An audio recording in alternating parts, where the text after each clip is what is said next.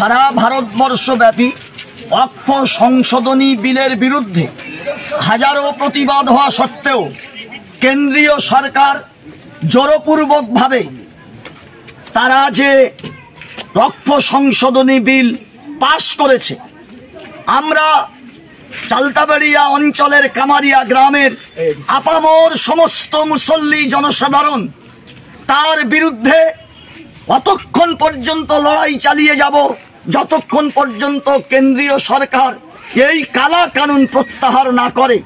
অতএব আমাদের এই সংগ্রাম চলছে, চলবে, সংগ্রাম চলছে। কেন্দ্রীয় সরকারের কালা কানুন মানছি না, মুসলিমদের বিরুদ্ধে ওয়াকফ সংশোধনী বিল মানছি না, কেন্দ্রীয় সরকারের ওয়াকফ সংশোধনী বিলের বিরুদ্ধে আমাদের সংগ্রাম চলছে।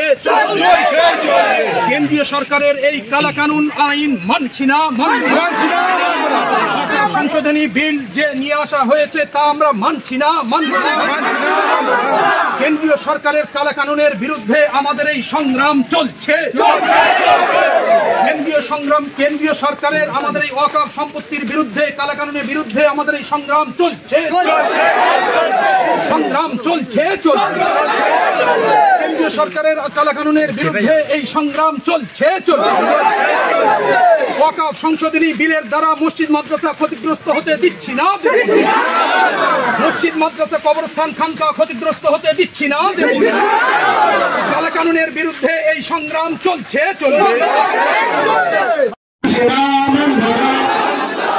মসজিদ মাদ্রাসা ঈদগাহ সম্পত্তি দখলের অপচেষ্টা মানছি না,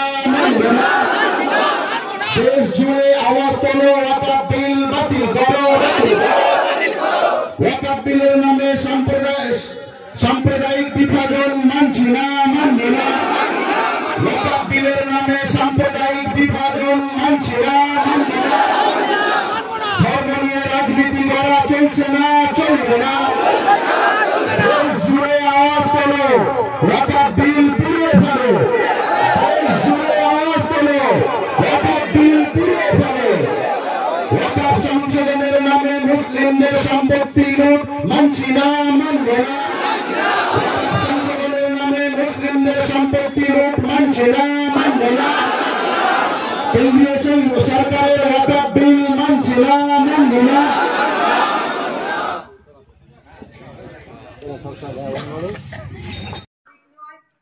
কেউ এগুলো বিক্রি করতে পারবে না বা নিয়ন্ত্রণেও নিতে পারবে না।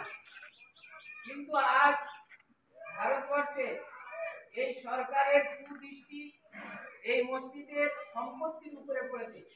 তারা চাইছে যে এই সম্পত্তিগুলো আমাদের নিয়ন্ত্রণে নিয়ে নেব। এই জন্য তারা অনেকদিন আগে থেকে চেষ্টা করে আসছে। আজকে তারা এর উপরে একটা বিল পাস করে নিয়েছে।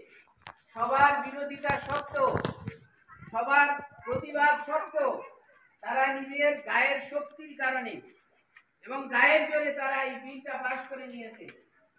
এই জন্য আমরা সবাই এই বিলের প্রতিবাদ করছি। আমরা কেউ এই বিল, অন্যায় বিল মানছি না, মানব না, আমরা কেউ মানছি না, মানব না, এই অন্যায় বিল মানছি না, মানব না। আল্লাহ আমাদের হেফাজত করুন, আমাদের মসজিদ এবং মসজিদের সম্পত্তিগুলো হেফাজত করুন। আমিন।